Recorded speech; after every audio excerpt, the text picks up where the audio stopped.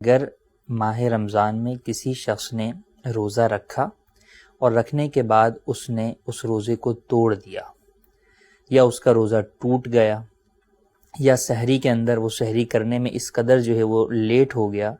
کہ سحری کا وقت ختم ہو گیا، وہ یہ سمجھ کے کھاتا رہا کہ جناب سحری کا وقت جو ہے وہ باقی ہے، یقیناً اس کا اس دن کا روزہ تو نہیں ہوا۔ جب انہیں یہ معلوم ہوتا ہے کہ روزہ نہیں ہوا تو وہ کھانا پینا شروع کر دیتے ہیں، حالانکہ یہ درست نہیں ہے،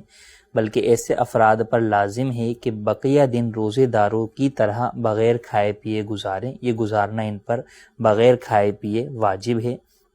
کیوں؟ اس کے اندر ایک تو روزہ داروں کے ساتھ مشابہت ہے، دوسرا ماہ رمضان کا ادب و احترام اور تعظیم، یہ باتیں اس بات کا تقاضا کرتی ہیں کہ شخص کا اگرچہ روزہ ٹوٹ گیا یا اس کا روزہ نہیں ہوا، لیکن بہرحال یہ شخص روزے کا جو بقیہ دن ہے وہ روزے داروں کی طرح بغیر کھائے پیے ہی گزارے۔ ہاں البتہ بعض صورتوں کے اندر کھانے پینے کی بھی اجازت ہے، جیسے عورتیں ہیں، اگر شرعی عذر کی بنیاد کے اوپر ان کا روزہ جو ہے وہ ٹوٹ گیا تو اب بقیہ دن وہ کھا پی سکتی ہیں، ہاں بہتر یہ ہے کہ وہ چھپ کر کھائے پئیں۔ یہاں پر ہی ایک اور مسئلہ اسی سے ریلیٹڈ ہے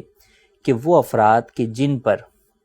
جس وقت روزہ شروع ہوتا ہے یعنی صبح صادق کا وقت ہے، اس وقت ان کے اوپر روزہ فرض نہیں ہے۔ مثال کے طور پہ کوئی کافر ہے، اس وقت بعد میں مسلمان ہوتا ہے دن میں، یا کوئی بچہ ہے جو کہ نابالغ تھا کس وقت؟ صبح صادق کے وقت، لیکن بعد میں جو ہے وہ بالغ جو ہے وہ ہو گیا۔ یوں ہی کوئی شخص مسافر تھا اور وہ بعد میں مقیم ہو گیا، تو مسافر روزہ رکھ تو سکتا ہے لیکن اسے روزہ چھوڑنے کی اجازت ہے، اس نے روزہ جو ہے وہ نہیں رکھا، لیکن درمیانے دن کے اندر وہ اپنے شہر میں آ گیا، سفر پہ تھا اب اپنے شہر میں آ گیا،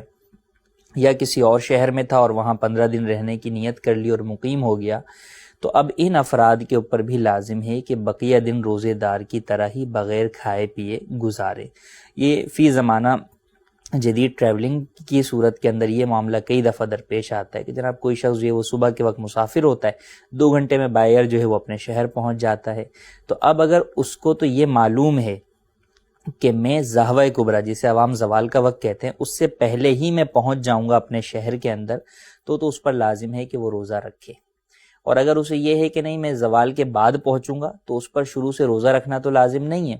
لیکن اگر وہ کھاتا پیتا رہتا ہے، لیکن اگر وہ زوال کے بعد بھی اپنے گھر پہنچ جاتا ہے تو بہرحال اس پر بقیہ دن روزے دار کی طرح گزارنا لازم ہے۔ یوں ہی عورت کا شرعی عذر جو ہے وہ چل رہا تھا اور درمیان روزہ وہ شرعی عذر سے پاک ہو گئی، تو ایسی صورت میں اس پر بھی بقیہ جو دن ہے وہ روزے دار کی طرح گزارنا واجب ہے۔ تو اس معاملے کے اندر لاپرواہی لا علمی کی بنیاد پر برتی جاتی ہے کہ روزہ ٹوٹنے کے بعد لوگ کھانا پینا شروع کر دیتے ہیں، حالانکہ یہ بات درست نہیں ہے۔ ہاں اگر کسی کا روزہ اس طور پر ٹوٹا کہ جناب بہت شدید طبیعت خراب ہو گئی تھی، اب اس وجہ سے اس کو میڈیکیشن جو ہے وہ لینی پڑی، تو اب اس صورت کے اندر بہرحال اس شخص کے لیے جو ہے وہ میڈیسن لینے کی تو اجازت ہے، اور جتنی اس کو جو ہے وہ اپنی طبیعت کو بہتر کرنے کے لیے جن چیزوں کی حاجت ہے وہ لے سکتا ہے۔ لیکن اگر کوئی شخص مثال کے طور پہ مریض تھا، صبح صادق کا وقت تھا اور اس وقت جو ہے وہ مریض تھا، اس وجہ سے وہ روزہ نہیں رکھ سکتا تھا، اس کو شرعاً اجازت تھی کہ روزہ چھوڑ دے،